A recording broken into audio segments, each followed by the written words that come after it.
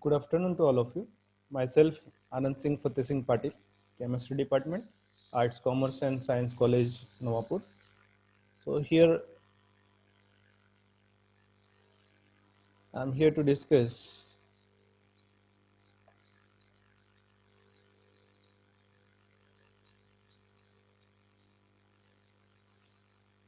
the chapter of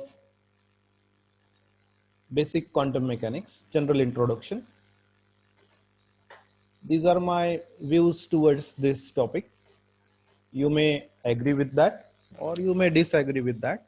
So the suggestion box is kept open to share your views regarding my views. Nature is full of mystery. It is unsolved mystery. And large number of natural events are continuously happening around us. Some of the natural events, they seems to be quite simple. They can be observed by naked eye. For example, falling of an apple from the tree. And some of the natural events are highly complicated one. For example, revolution of planets around the sun, then the events that are continuously happening at the atomic and molecular level. All these natural events, or now let us term them as natural phenomenon, have remained as puzzle to be solved or mystery to be resolved for whole mankind. Some of the brilliant minds in the history of mankind realized this mystery, its depth and complications to explain or reveal it.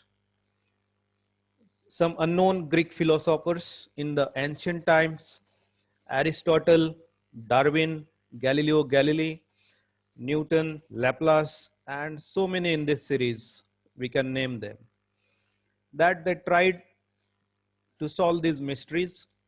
They came out with an ideas.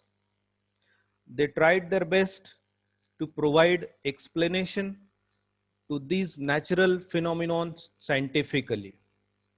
They used mathematics as an important tool. They applied all possible available mathematics of their times, or even they developed advanced level mathematics as one of the prerequisites to solve these mysteries. For example, Newton developed calculus. All of these scientists, they tried their best to fit these natural phenomenon in mathematical equations. For example, it took Einstein, the man of the century, for about more than 15 years to propose the general theory of relativity. And he wanted to fit all this whole this universe in a very simple equation, and that equation is E is equal to mc square. So it took almost 15 years for him. He applied his brain throughout the day and night, and he took all efforts, all possible efforts. So these scientific minds or these great scientists, they proposed their own theories.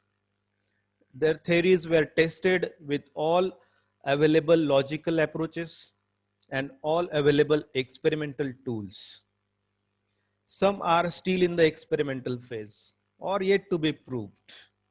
For example, the gravitational waves proposed by Einstein in 1915 were detected almost after 100 years in 2015. All these theories or knowledge have laid the foundation of modern science. All these theories have revolutionized the world, and they have revolutionized the way we think about our universe. All these theories have certainly helped us to have sound knowledge of our surroundings, including motion of the objects at micro or macro level, understanding of matter, understanding of the universe, and so many things.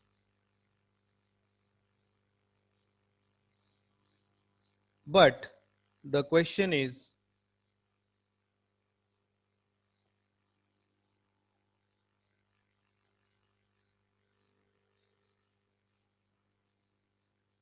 it over? So answer to this question is it's not done yet, because no theory is 100% perfect. They all have tried their best, but every theory or uh, not a single theory can explain all the natural phenomena that are occurring dependently or independently, but they are occurring simultaneously. So it's not enough. Means the science is has not done it. So where we where do we stand today? The answer to this question is that we, means the mankind, have certainly revealed few secrets, but at the same time we have great feeling of realization that many profound secrets are yet to be revealed. Once we reveal one secret, then we come to know that there are so many hidden secrets that are yet to be revealed in these natural phenomena. So instead of being feeling illuminated, we feel mystified. So this wonderfully designed unit of basic quantum chemistry gives us an ample opportunity to go through this wonder world of motion of objects, classical mechanics explaining the motion of objects, its limitations, and the rise of revolutionary idea of quantum mechanics, some equations and few problems. So we are going to discuss all this in this chapter. And finally, there is a famous quote from respected Dr. APJ Abdul Kalam sir, that knowledge is to be shared and not to be stored.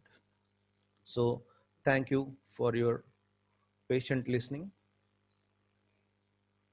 and we'll keep discussing about the next topics from this chapter in our next video lectures. Thank you.